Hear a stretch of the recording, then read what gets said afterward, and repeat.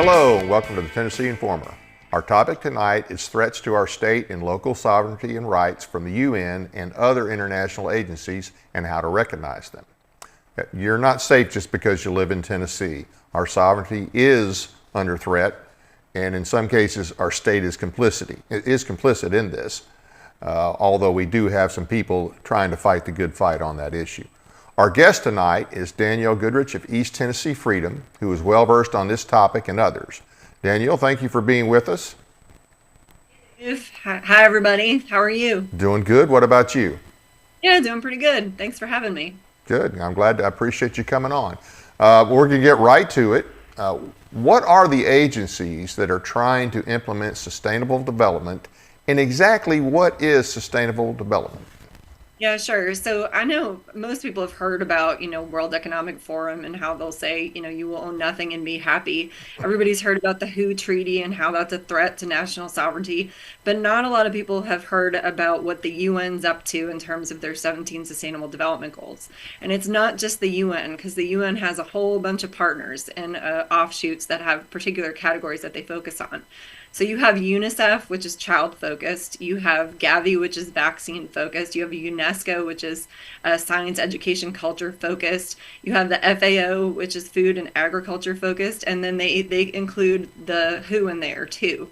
And so all of them have slightly different spins and slightly different jurisdictions. However, they're all focused on removing our rights and going towards global governance.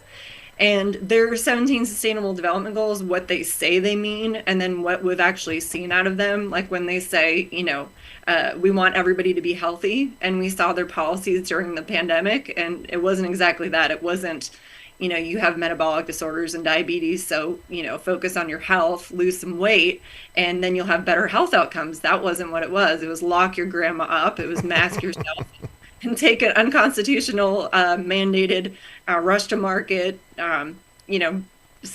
liability-free vaccine. Plot shot. And yeah, that wasn't exactly all about health. So when we look at their sustainable development goals, they're not all about what they say they are either.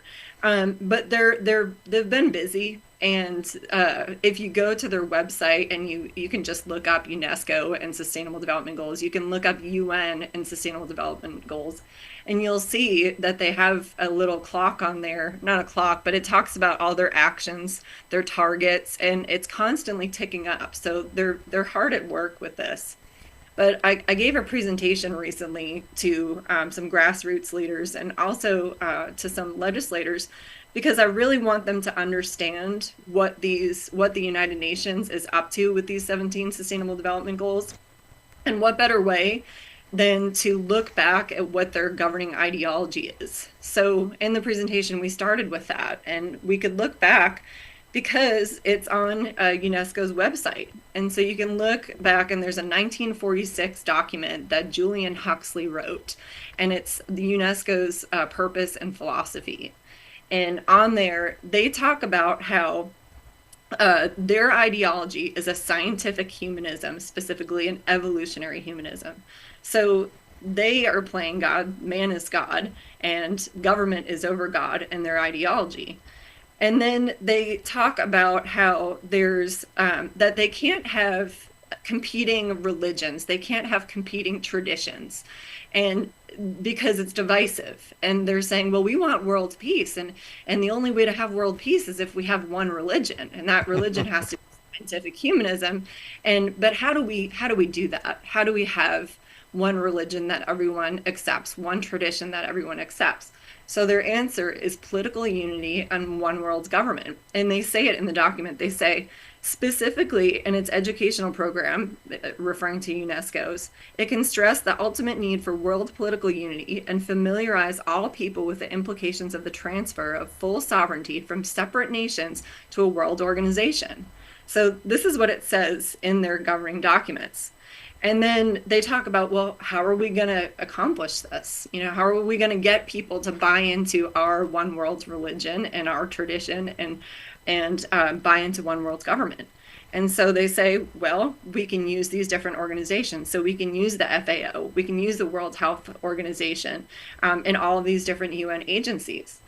So when we're looking at these 17 sustainable development goals, we have to keep that governing ideology in the back of our minds, because now we know what their ultimate goal is.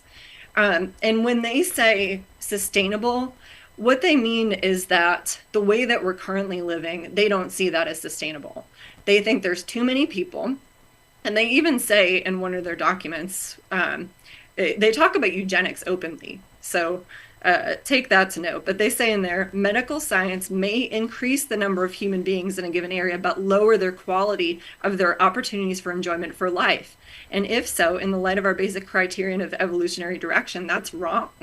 So they're talking about how, oh, well, we better not increase, we better not make the medicine too good, because then we're going to make the people too healthy. Then there's going to be too many people. And that's not good either. And they talk about population control. They say that they have identified the optimum range of size for population. And this is, people will say, oh, this is theory. You can go straight to, you can search this document, Julian Huxley, 1946, UNESCO Purpose and Philosophy, and you can read everything that I just said. So it's on there, and it's on the UNESCO website. What was the population target that they came up with? They didn't say in there. They just said they know the optimum range. They didn't say what the optimum range was in this document, but they talk about eugenics, and they say eugenics should be brought entirely within the borders of science. For as already indicated, in the not very remote future, the problem of improving the average quality of human beings is likely to become urgent. And this can only be accomplished by applying findings of a truly scientific eugenics. So, and we know that for anybody who's studied worldviews at all, if they know anything about biblical worldview versus a humanist worldview, you know what they think about that, where biblically we think be fruitful and multiply. They think it's okay for population control, and biblically where God is supreme in biblical worldview, and you need to be obedient to his way to thrive. In theirs, they say man is supreme and all we need is more information. And that's kind of, that evolutionary. And they need the information because they get to make the decisions, not us. That's right. Yeah, and I'll be talking to something that will have to do with this, but they go on to, our form of government, we are built on that all men are created equal, endowed with certain inalienable rights. We aren't created equal in that we're all just as talented as the person next to us, or that we all have the same work ethic. It's with our God-given rights. And they understand that people are not made equal, but their answer to that, to addressing biological inequality, is eugenics. So they're like, at some point, we'll be able to control the human population. And they even say in here, they say that there's certain desirable qualities. They say there can be none over a number of the most important, such as a healthy constitution, a high innate general intelligence, or a special aptitude, such as that for mathematics or music. So when I saw earlier this week that they had vasectomies given out at the DNC, and they had abortion truck at the DNC, and I'm a former marketing director, I was like, man, the UN has identified their target market. I mean, who else better to participate in eugenics programs than people who voluntarily sterilize their kids anyways? So let's go set up some vasectomy trucks outside the DNC and limit some of these not so intelligent people. Who wants to go get a vasectomy and then go to a rally? That's insane. I'd say a lot of the men who were at that rally probably already had something like that. Yeah, that was the beta males for Kamala. Yeah, exactly. So, once we understand this governing ideology, then it's easy for us to kind of look through their 17 Sustainable Development Goals and understand what they really mean, because now we understand, what they're trying to accomplish. I mean, if the World Health Organization doesn't want too many people and doesn't want to make medicine too good because that might increase the population, and they're humanists which align with situational ethics, maybe they'll cull people. Maybe they'll, do eugenics, practice eugenics like they say they will. So, and go ahead. But that was the first part of the presentation, was kind of building into that, showing what is the governing ideology of UNESCO and these different organizations that are coming in and perpetuating these goals. Yeah, and unfortunately, our federal government is all on board and the Lee administration in Tennessee is on board to at least some degree based on what we have seen. What are some examples of state involvement? Yeah, so I know last time I was on, we talked at length about one of them. So we do have Biden's climate action plan, which is sneaking into the state, and it's coming in direct. So it's coming in direct to the governor's agencies. And this one is coming into TDEC. So you have Marsha Blackburn at the Republican National Convention, the RNC, and she's talking about how Biden's, it's a Green New Deal, it's a climate scam. But then we have our governor and his agencies accepting funding to implement this climate scam. And it aligns with these sustainable development goals. One of the 17 goals is called climate action. And here you have this whole plan that all aligns with those goals. And we talked about this last time I was on, but when you pull up the Inflation Reduction Act and then you read how it's going to be implemented in their climate action plan, and then you look at our Tennessee volunteer reduction strategy is what our end of it is called.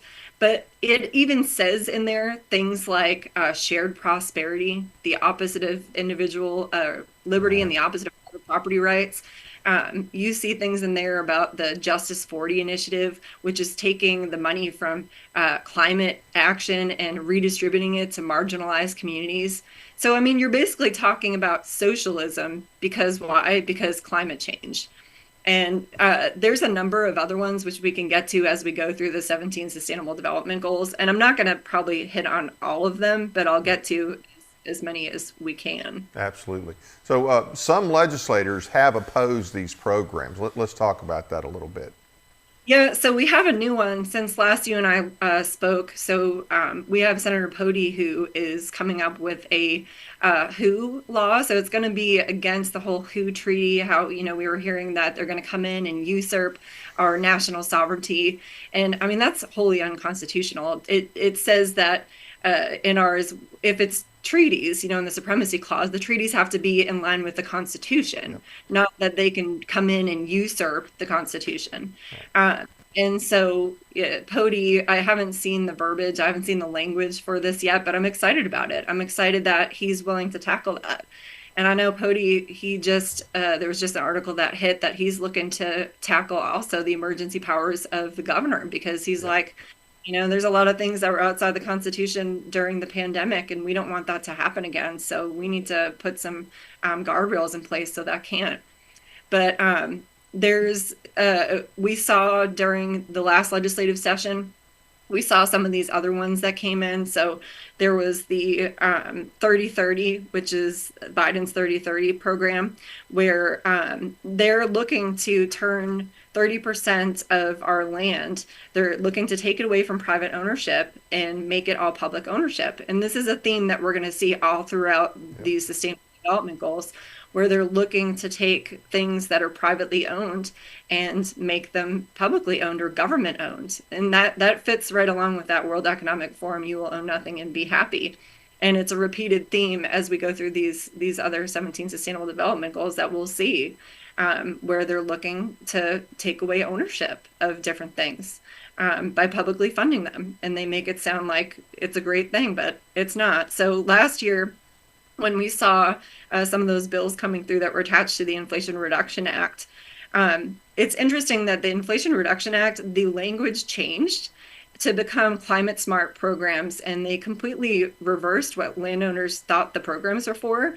So they changed the prioritization to mitigating climate change, limiting livestock emissions, and controlling agriculture production.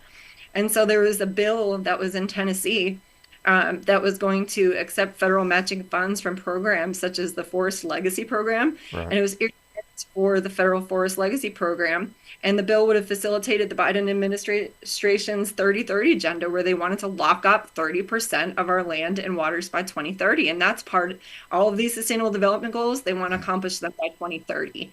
And so the Department of Interior claims only 12% of our nation is permanently protected. And so, this whole Tennessee State Forest Fund intended to be used by environmental NGOs to purchase conservation easements. And so this was one that we fought against in the last legislative session, but we knew then that this was attached to those 17 Sustainable Development Goals, and we were able to blow the whistle and educate some of the legislators on it. The Byfields from, I believe it was like American Stewards for Liberty, but they focus on these private property rights issues, and they did an interview with Tennessee Stands and Gary Humble, and they were writing on this issue to bring awareness to it. But you had them specifically targeting Tennessee. Yep. And so they said, the 2024 National Forest System Land Acquisition Program, at the very bottom, you see Tennessee. And it's one of the states they targeted, and they called it the treasures of the Central Appalachians. And they allocated over $11 million for those forest lands. So, you can check out these USDA forest legacy programs, but we're seeing more and more of this 17 Sustainable Development Goal agenda coming into our state. And it would be nice if people, the several legislators who saw this presentation, they'll be able to recognize this now because they'll put it together. But the rest of the legislature, they're not going to know. They're not going to know that that's part of this. So last session, though, did we win any converts, or were there? I think there was some legislation that was designed to push back on some of this, but I don't remember the status of it. Do you have anything on that? Yeah, so last time we spoke, we did talk about Nicely Empowers legislation, which was went into public chapter 479. It was SB 1147, and it went directly against these goals. And I mean, Nicely was ahead of the curve on this, and it is a travesty that we lost him, because he was one of the few legislators that you didn't have to teach this stuff. He just, he knew it. And so their law looked to protect private property, because they knew that this plan is, coming into usurp national sovereignty, state sovereignty, individual sovereignty, private property rights. And so their public chapter 479 looked to stand against this whole sustainable development goals. They even had in there, net zero, that Tennessee is not going to adopt this whole, we're going to get to net zero by 2050. And there's goals that they're, build off of that until we get to net zero in 2050. And it was even put in there that we're not going to do that. But then we have this Tennessee Volunteer Emissions Reduction Strategy, which is funded out of the Inflation Reduction Act, which is a part of that climate strategy. And they say in there that the goal is to get to net zero. And so, Nicely Empowers, they made a good first step to try to counter some of this. But like a lot of laws in Tennessee, unfortunately, it didn't have any teeth to it. Yep. And TDEC is acting like a leftist group, because they're saying, oh, no, what we're doing isn't net zero. That's not what this is. This isn't net zero. And we're like, well, that's what it says in the act that funds this. So, and then they'll say, well, it's voluntary. The plan says it's voluntary. But I mean, so how do we stop this? And why is this funding coming in directly to government these agencies? Why is there no check?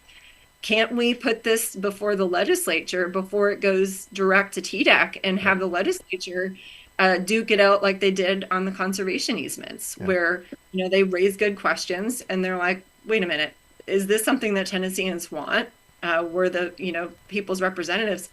I don't think this is something that people want, but that's not happening. It's going straight to TDEC, and, TDEC is all in on this. Oh, yeah.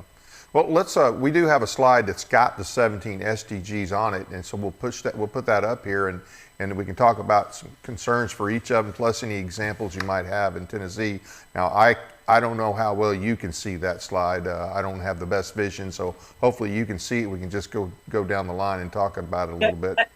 I can see it. So the no poverty one, what the UN is saying, they're saying by 2030, they want to ensure that all men and women, in particular the poor and the vulnerable, have equal rights to economic resources, as well as access to basic services, ownership and control over land and other forms of property, inheritance, natural resources, appropriate new technology, and financial services. I'm sorry.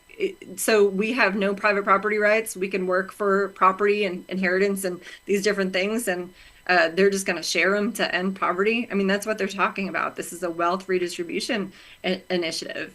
And, as conservatives, we realize that poverty, unfortunately, is a part of the human condition, and we can't eliminate it because that would mean you would be forcing people to work, and that would mean that we would have a sharing economy and that would be full elimination of freedom and private property rights. And so, I think this is what Nicely Empowers recognized. They recognized what this plan actually was. And when they're saying, because they're saying it, they're saying things like shared prosperity. I mean, that's the opposite of private property rights. But, the true goal, they're saying equal ownership and control over the land and forms of property. And historically, that's meant wealth redistribution. It's just like California race reparations. But, we have that Biden Climate Action Plan. And like I told you, it says shared prosperity in there. It says the Justice 40 initiative looks to take 40% of that funding and give it to marginalized communities. And that's in Tennessee. So what is that going to look like? You're going to give this money only to, marginalized communities? It sounds like another reparations program. Yeah. And so then you got goal 2. And goal 2 is end hunger, achieve food security, and improve nutrition, promote sustainable agriculture. So when they say promote access to fair and equitable sharing of benefits arising from the utilization of genetic resources, I mean, what they mean by sharing is redistributed and control. In the Soviet Union, we had those farms that were collectivized. And so the peasantry were forced to give up their individual farms and join large collective farms. And that led to millions starving to death. And so when they say programs like this, we got to be like, no, we're a free market society. But we can see examples of this not in Tennessee yet, but Florida, you had Governor DeSantis who was taking action against this. So he banned, well, he didn't, but the legislature did, and he signed off on it. There was a ban against printed meat. Because when they're talking about, they say technology, they're talking about genetic resources. When they're saying sustainable, they mean genetically modified, printed, lab made. They're talking about the insect proteins, right? And I don't know if this was part of that money, but you had Tyson come out with that press release a while back, and they referred to an equity investment that they got to invest in Priotex, which was actually an insect protein. So I mean, where did they get this equity investment? I'd have to guess that it's probably coming in through some of this funding. So Tyson bug burgers, is that like the wave of the future? Well, I think that's what they think will be the wave of the future, but I think just like electric vehicles, it's going to fall flat on its face. It's going to be a bad investment. You got goal 3, and we do see this one in Tennessee. So ensure healthy lives and promote well-being for all ages. But I mean, like I said, we saw what this meant when the UN, said health. They locked people in their homes. You had senior citizens dying alone. You had churches closed, but liquor stores and casinos open. I mean, I don't know that I want to be taking health advice, especially when we know what their governing ideology is, that we can't make medicine too good and we don't want the population to get too big. So yeah, let's take health advice from these people. But we actually do see this one. Part of it is the One Health initiative, and it basically equates humans to the same level as animals and plants. So again, that's all part of that humanist worldview, which stands contrary to a biblical worldview that our country was built on. We're a Christian, Judeo-Christian nation built on Christian principles. And, we know that man is made in God's image, that we're not the same as animals and plants, but to the UN we are. And so this one, we do have One Health, which has made its way into Tennessee. And this is on the tn.gov website. So they have in there, One Health is the collaborative effort of multiple disciplines to attain optimal health for people, animals, and the environment, because they realize that we're all inextricably connected. But I mean, at what point are, Tennesseans going to be like, wait a minute, how come we have all of these sustainable development goals sneaking in here? Because this doesn't align with our values. We want to be a free people. We don't want this, where they're leading us to. And I haven't heard a lot about this whole One Health in Tennessee. Nobody's talking about the fact that it's on, our tn.gov website. But we should be. And I don't know if anyone's looking to carry legislation against it, or bring it up this legislative session, but I think that's something that needs to be discussed. And then goal number 4 is ensure inclusive and equitable quality education. Oh, Lord. And promote lifelong learning opportunities for all. So, you got the UN, they say by 2030, ensure that all learners acquire the knowledge and skills needed to promote sustainable development. So they're talking about indoctrination into accepting these sustainable development plans. And they say promotion of a culture of peace and nonviolence, that one world religion, because, these competing ideologies and religions and traditions, they're divisive, so we can't have them. And then they say they're going to teach global citizenship. So what does that mean? I mean, that's that whole one world government. So they're not going to be teaching the Constitution under this plan. No. So, I mean, when they say quality, education, they mean quality indoctrination into this Marxist, communist, humanist ideology. And it stands contrary to biblical values in every way.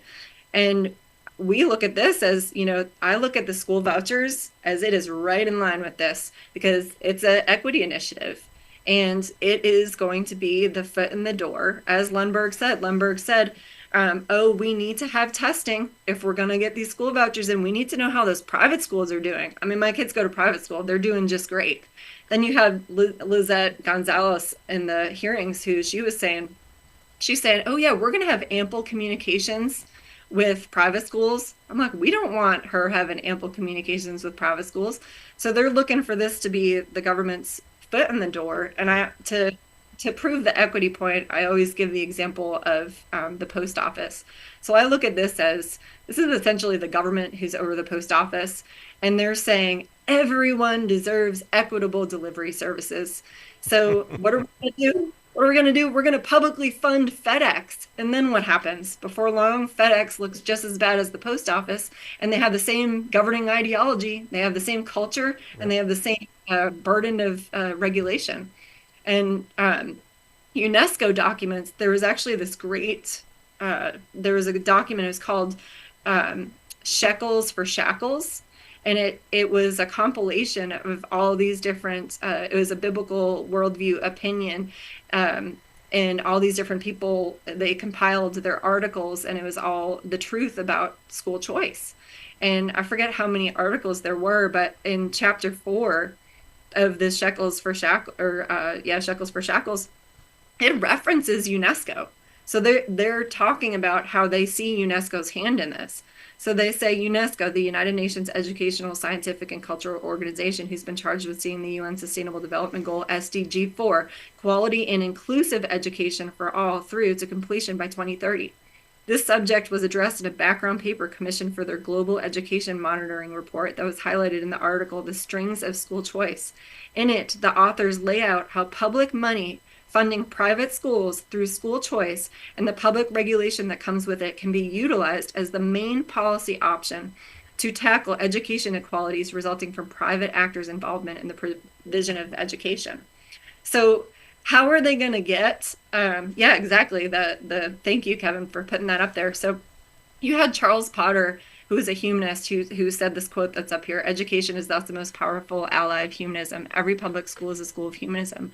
What can the theistic Sunday school meeting for an hour a week and teaching only a fraction of the children stem the tide of 5-day program of humanistic teachings? What's interesting about Potter, besides the fact that he was heavily involved in coming up with our modern day education system, was Julian Huxley, who wrote the UNESCO governing documents, The Purpose and Philosophy, Albert Einstein, Horace Mann, and who else was in there? There's another person who I'm forgetting, but they were, oh, there we go. Thank you. John Dewey. Yes. So, and John Dewey. So they all started the first humanist society in New York, and Dewey and Potter were some of the first signers of the first humanist manifesto. So, I mean, they're the authors of our modern education system. That's what public school kids are getting fed. They're getting fed this humanist ideology, which aligns perfectly with what Julian Huxley was trying to accomplish in his purpose and philosophy, to get people into this one world religion of scientific humanism. And that's what we allowed. So when we allowed Bibles out of schools in the 1960s, we let humanists have their way with our kids, and they've been teaching government over God and humanist philosophy ever since. Yep. And how can we have a country built on God-given rights when God's being educated out of it? So we need to take education back, or otherwise we're just educating our enemy. We're educating a red guard. Dumbed everybody down and indoctrinated them all at one time. Yeah, exactly. Just like Rockefeller said, he wanted workers, not thinkers. And that's exactly what they're looking to pump out, is workers, not thinkers. And then you got goal 5, it's achieve gender equality and empower all women and girls. Well, we saw how this worked out throughout the feminist movement. It was just a way to destabilize the family and get women out of the house, so they're not teaching their kids, so they're sending their kids to the government schools. And that meant empowerment. If you're out there working and not taking care of your children, that means empowerment. And now it's continuing, but it's with this whole trans empowerment. And what is that actually doing? Does that help their goals if you're telling children to chop off their body parts and take chemical castration medications, and their goals is to control the population? Yeah, it does. And so you actually had, I'll put on here a little bit about UNICEF. So there was this great article that came out, and it was a guest commentary, and it was the truth about UNICEF. And it did a timeline of all the nefarious things that UNICEF has done over the years. I'm not going to go over all of them, but I'll do 3. So in 1965, Pakistan started an all-out family planning program, which included IUDs that rendered many women sterile. Okay, this aligns with their goals of population control. In 1995, the Catholic Women's League of the Philippines won a restraining order against a 2-year-old WHO and UNICEF anti-tetanus program because they were putting a BHCG sterilizing agent in there. And then in 2002, they had a UNICEF-funded sex ed book that was distributed to Latin American countries, and it was circulated at the UN Child Summit in New York. The book encouraged children to engage in sexual activities with other minors, with homosexuals, and with animals. And then they suggested that lesbian sex was a acceptable alternative for girls. So this is what UNICEF is pushing. And has been. That was in 2002 that book came out. So UNICEF was on the forefront, if not beginning all of this ideology. And I wonder how much of our tax dollars goes to UNICEF. I'm sure billions, at least millions, if not billions, I'm sure, over the years. Oh yeah, we actually kicked out a UNICEF child-friendly city program that was in Johnson City. So Johnson City was participating in this UNICEF child-friendly city, but it wasn't friendly to children at all. The person who was leading the program tried to run for school board. He was all for having kids at pride events where you got a guy in a banana hammock and his, butt cheeks are hanging out. I mean, is that really child appropriate? No more than any of these books that they're pushing, right?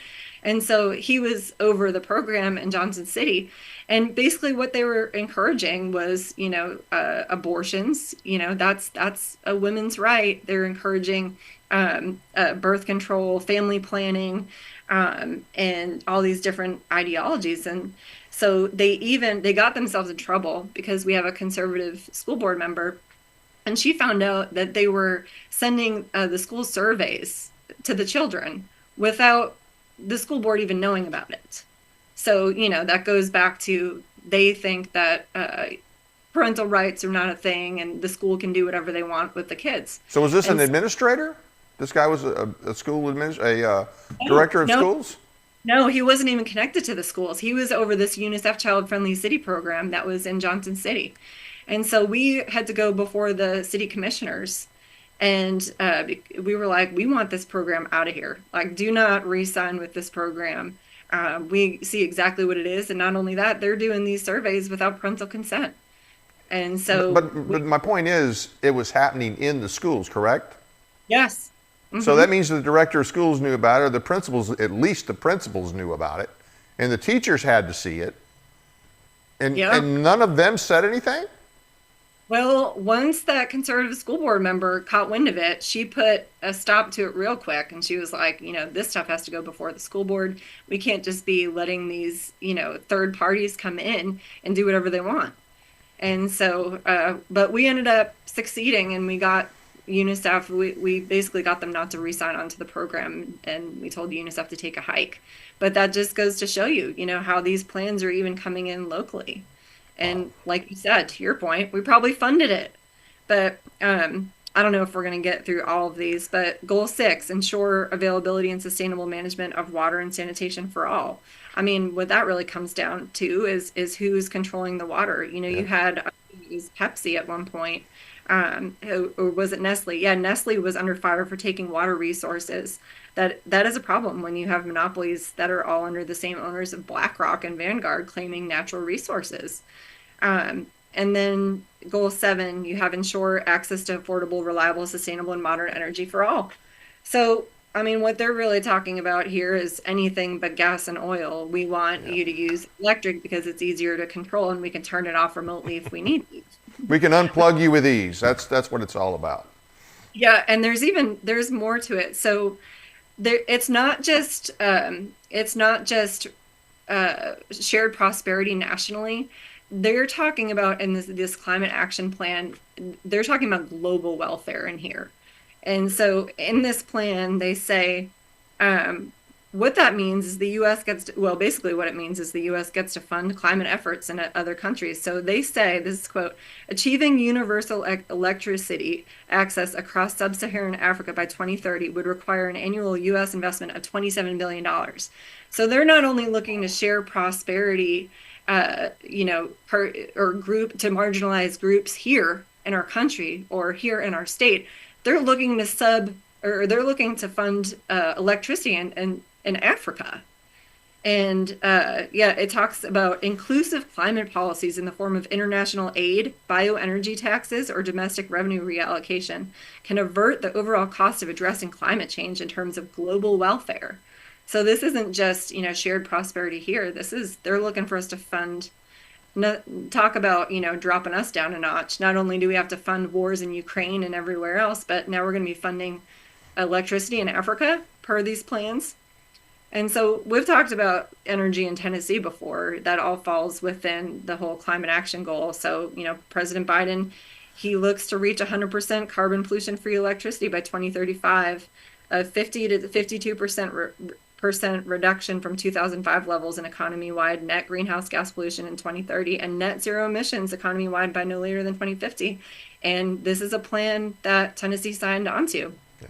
And you have Greg Young at TDEC, who he's saying that, this is a quote from him. So he says, TDEC is partnering with TVA and Bright Ridge on the development of this station. He's talking about EV charging stations, right, to continue Tennessee's environmental and economic momentum while further entrenching our state as the epicenter of the electric vehicle transition. Sure. Meanwhile, you've probably seen all the recent articles about Ford running the whole thing into the ground, and Michigan did the same thing. So Michigan bet billions on EVs, and now they're scaling back.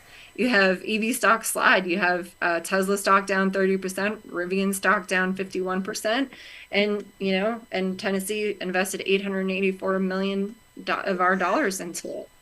And the sad thing about that is, I think all but maybe one representative voted for that. And there were some good ones that voted for it, and it all came back to, it's jobs. And by the way, it's jobs for West Tennessee, which is, has been neglected historically. So I can't be seen as voting against jobs. When did it become our state government's responsibility to create jobs? I thought they were supposed, and I thought Republicans believed that you're supposed to create the situation to where people will have jobs, not actually give tax dollars to private companies. But if you keep the regulations low and the taxes low, then you will have a good economy. You'll have people starting and investing in businesses here, not, okay, we're going to pick winners and losers here, and we're going to take tax dollars and give it to private companies for something that's all based on this insane idea of climate change and that we have to stop it and we have to go electric to save the world. It's insane and disgraceful that our state went along with that. That's right. And, talking about Republicans doing things that Republicans shouldn't be doing, if Republicans are supposed to be for limited government, like the awesome 2016 platform said, which basically got taken out of the 2024 platform, they're like, well, we don't need to be for limited government anymore, or the Constitution. There's an awesome section in the 2016 Republican platform on the Constitution and restoring the Constitution. It mentioned the 10th Amendment, it mentioned state sovereignty, states' rights. It mentioned the Second Amendment, and it's been entirely removed from the Republican platform, which is sad. But so a lot of these goals, you can see how they align with the 8 steps to communism. The first step to communism is take control of healthcare, control the people. And you had, or not Democrats, you had Republicans acting like Democrats in Tennessee. And in our neck of the woods, we have the largest healthcare monopoly in the country. And that was at the hands of Republicans who created this healthcare monopoly. And by doing so, they helped control healthcare, control the people. And so now in my neck of the woods in Northeast Tennessee, we have few options outside of government regulated options. And you can look down at step 6 where it says education. And I look at what they're trying to do with these school vouchers, just like what they did with the healthcare monopoly. You're talking about the government will now have a monopoly on education as their foot is now in the door to these private schools too. And so, that's just going to get this indoctrinating all this nonsense in there. They're cutting all the escape routes off is what they're doing with the vouchers. Yeah, and you're talking those two things were at the hands of Republicans. So it's almost like if they can get these UN Sustainable Development Goals passed in a red state and nobody stands up against it, nobody does anything, they can get it passed in any state. Yep. And that's unfortunately, at the hands of Republicans right now. A red state is taking Biden's climate action plan money, Yep. radical climate action plan that all these Republicans are calling the Green New Scam, that Marshall Blackburn called, a Green New Deal and a green scam on the RNC or the Republican National Convention stage. Yep. And we're taking the funding for it. Yeah. I wonder, and I didn't watch any of it, to be honest with you, but I know that Bill Lee spoke. And I'm like, wow, they're really desperate if Governor Lee is speaking. But I've got a feeling that he didn't talk about all these things that he was doing to implement all this left-wing garbage in our state. I'm sure he got up there and made some, red meat speech about how conservative we are and how well our state is doing. But I'm pretty sure he didn't mention that, hey, we're actually helping the Biden administration implement their climate action plan, and we're on board with One Health. And it's just, that guy is just disgusting, as is most of our legislature. Just no fight in them. No fight, say one thing, do something else. We do have a few good ones up there, but not near enough. We don't really have time to go through the rest of the 17 SDGs, but as you mentioned, anybody can go and look at them on the website. If you just type in 17 goals of sustainable development, they will pull them up. And if you know anything at all, if you're versed at all on what communism, socialism looks like, you'll be able to look at those things and you can see how they're using it. But we still have a few questions I do want to hit, because some of these international agencies, they're going directly to the local government. Can we talk about that a little bit? Yeah, so we had that happen where we are. So our city, and you got Bright Ridge, you got, these energy companies who are getting this funding to put in these EV charging stations. So these EV charging stations are going up everywhere. I mean, that's one thing that's coming in. But then I wrote this article, this was a while back, but it was called Johnson City's Strategic Plan is Lipstick on a Pig. And it went through how a lot of these different sustainable development goals are being implemented in these cities. And people they don't think that's what it is, but it will say things like green, it will say things like equitable.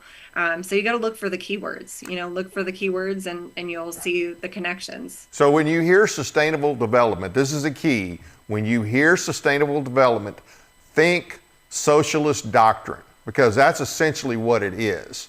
And these regional planning commissions, if you look at these regional planning commissions that are across our state and across the country, they're all pushing this. And you'd be surprised that some of the organizations that also work with them in these regional planning commissions, you'd be surprised if you start looking to see some of the private industries that are promoting this kind of stuff. Yeah, I do just want to mention this one. So Glenn Beck, I heard him on the radio. He was just talking about this one. So this is just hitting, but this is the Sustains Act, and it was an independent piece of legislation, but then it was added to the Consolidated Appropriations Act. And so this one, what they're saying they're going to be doing here is amending the Food Security Act of 1985 with respect to the acceptance and use of contributions for public-private partnerships and for other purposes. And so you have people who are blowing the whistle on this saying, this can't be a good thing. You have this lady, her name's Mindy Patterson. She's the president of Calvary Group. They're an organization that defends the rights of animal owners. And she says she met with every GOP member of the House Ag Committee and several on the Senate Ag Committee recently. And she asked every single one of them if they'd heard of the Sustains Act. And none but the House Ag Committee Chairman, Glenn Thompson, a Republican from Pennsylvania, had heard of it. He was a sponsor of it. But what he says in support of it sounds like sustainable development language. And he says American farmers and ranchers will always look for ways to improve the sustainability of their operations, whether that be improving soil health or maintaining clean water and wildlife habitat. And then he says the type of private investment authorized by the Sustains Act helps producers find and implement conservation practices by allowing businesses to help bear the cost. Private investment in conservation can lead to more environmentally beneficial outcomes across the agriculture and the food industry. So I want to blow the whistle and make sure that all of our legislators have their eyes open for funding that's coming in. That's looking for these, private-public investments when it comes to the USDA, and when it comes to farmers, ranchers, and conservation, because it looks like there's going to be money coming in attached to this act now too, with the same climate goals. So conservation and sustainability.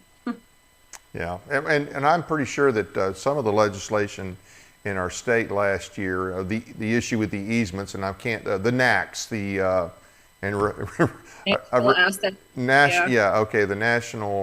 natural asset companies.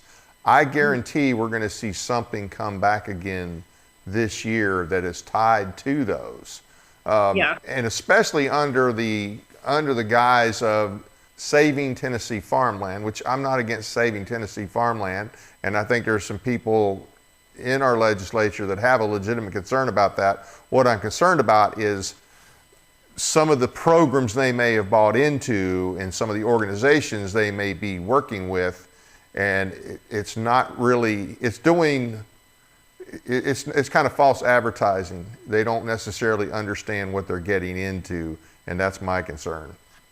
Yeah, there was a public notice recently locally here. So in Sullivan County, Regional Planning Commission will hold a public meeting to review a draft plan of the Sullivan County Outdoor Recreation and Sustainable Development Land Use Plan.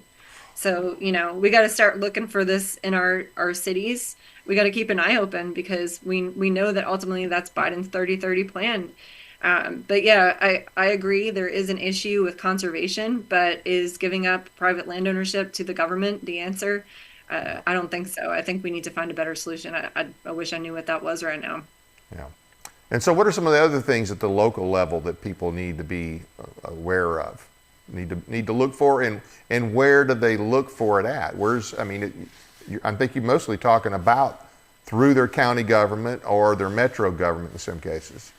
Yeah, how I found a lot of it was just reading our county's plan. You can't just read the county plan though. You have to read the city plan too. I'm in the city, so and whatever's in the city creeps into the county.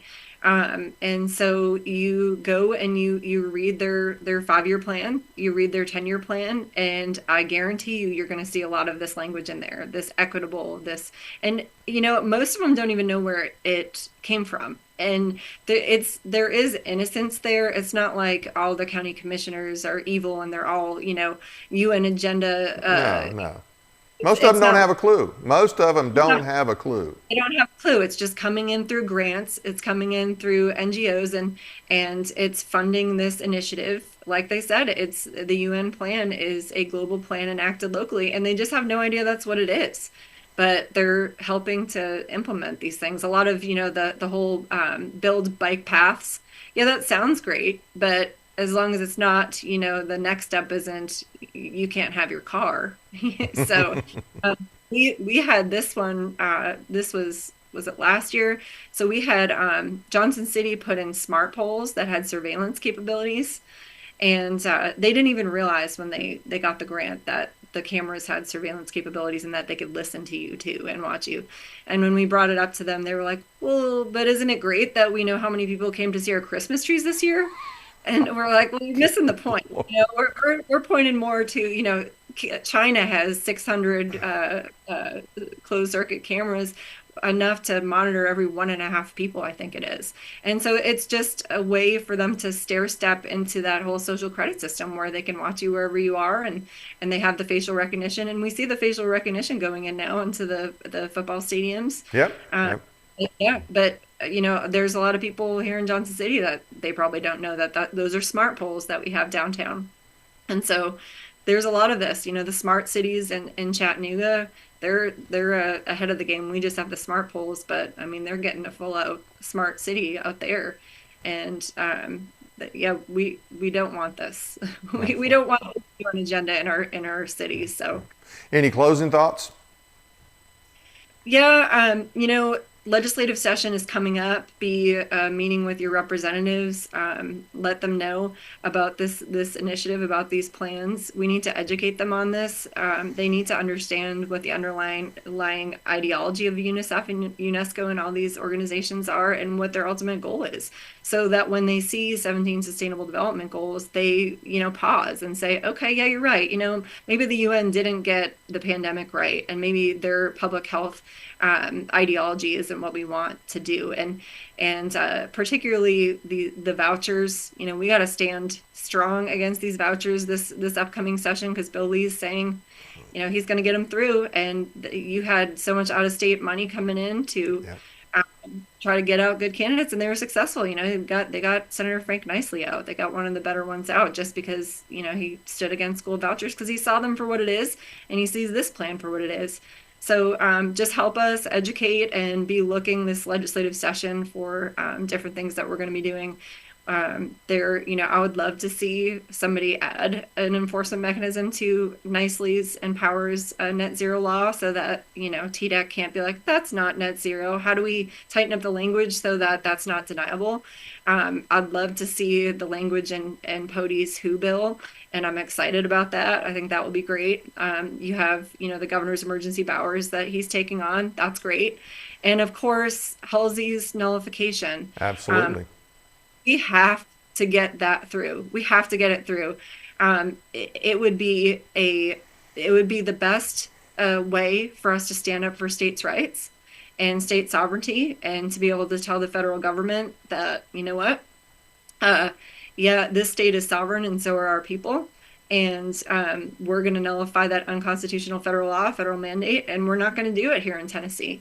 And I really hope that there's a taste for that this upcoming legislative session. We had the solar radiation modification bill where that was the goal, to claim governance, and then you had TDEC saying, oh no, that's FAA, that's the FAA and EPA, we can't do anything. So they're saying, oh, you can't stop them from polluting in our skies. I mean, if you can't stop something like that, then you're not a sovereign state and you're not a sovereign people.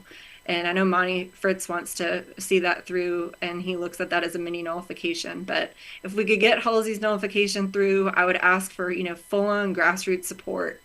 Make sure that your legislator agrees to that. Renea Jones out here, she just got in as the primary representative for Holtzclaw's seat. And I called her up, and she's not my rep, but she's a neighboring one. And I said, will you vote for nullification? This is what it does. And she said, oh yeah, I'm not for federal overreach. So I'm excited about Who was that again? Her name is Renea Jones. She ran for Holtzclaw's seat, and she got through the primary. Oh, okay, great. Yeah, she said that she would vote for nullification. She's a farmer, and she said, she's wants to stand against federal overreach. So I'm excited about that. We Good. got another one in there who said she would, and I pray that she does. And we just got to get a lot more on board with that. Absolutely. Does Freedom East Tennessee have like a website that people could go and see some of this information posted? Yep. So easttnfreedom.com is our website. And we have resources on there. I have Karen's C40 plan on there. I'll upload my sustainable development goals PowerPoint so people can see what each goal is and what they say it means and what it actually means. So I'll upload that. I haven't yet because I just gave it this weekend. But we have we'll put news on there if there's something that's pressing. We'll have take actions on there if there's something that's pressing. So keep an eye out for it and help us. Absolutely. Well, hey, thanks for coming on. Appreciate what you do. Look forward to having you back sometime. I've got some announcements and information about our guests next week in just a few minutes. We've posted an edited version of our March 11th program with attorney Jeff Cobble, where he effectively refutes the AG's opinion that the nullification legislation that we were just talking about, proposed by Senator Boley and Representative Halsey, was constitutionally infirm. Actually, I think after you listen to this, it's on Tennessee Informer, it's also on tncss.com, or excuse me, at tncss.weebly.com. I think if you read it and listen to it, you'll come away with the belief possibly that the AG's opinion was constitutionally infirm. So please listen and share. It'll be posted on TNCSS. As I said, I want to thank you all for taking the time to watch our program tonight. Please be sure to hit the like and subscribe buttons as well as the notification bell so that you never miss an episode. It goes a long way to keep us on the air as well. We appreciate your support. Check out our audio podcast on iHeartRadio, Spotify, and other forums as well. Sign up for our weekly newsletter at our website, tninformer.com. Find us and follow us on Facebook and Twitter. Montgomery for Liberty will meet Tuesday, August 27th, that's tomorrow night, 6:30 p.m. at Tap House 57, located at 2670 Madison Street, Unit C in Clarksville, Tennessee. Seats are going fast starting Tuesday, September 3rd for 12 consecutive weeks, 6 p.m. for an hour and a half at the classroom above the Fragrant Mushroom near Liberty Square in Sparta. Course on the U.S. Constitution is what's being offered. Your instructors are Brian and Robin Gregg. Once you learn how our country is supposed to run and what you can do constitutionally to help turn this country around, you won't feel helpless again. The cost is $35 for the manual. Please contact Danny Blitz at the TNCSS White County. She's the TNCSS White County leader. She can answer your questions. You can email her at dbflies@benlomond.net. Saturday, September 7th, the Tennessee Firearms Association will hold its annual fundraiser at the Farm Bureau Expo Center located at James E. Ward Ag Center, 945 East Batter Parkway, Lebanon, Tennessee. Order your tickets online at tflac.org/2024-annual event. TennesseeFirearms.com is a great website. It's got a lot of information on there for you. This year's speakers are Pete Hedgepeth of Fox News, Representative Mark Green, and GOA Vice President Eric Pratt Sr. Please visit the site for more details. No guests next week, but I will be reporting on the dangers and ramifications of federal overreach and supremacy with a detailed analysis of some of the statements from Marbury versus Madison that clearly support nullification and actually undercut a common claim that's being made by the federal supremacists. Then on September 9th, we will have back with us Andrea Gomez from Citizens for Renewing America. Andrea will be discussing protecting Tennesseans from FBI abuses and overreach, an important topic that you won't want to miss. Hope you'll join us. That's it for now. Good night from Paris, Tennessee, that is.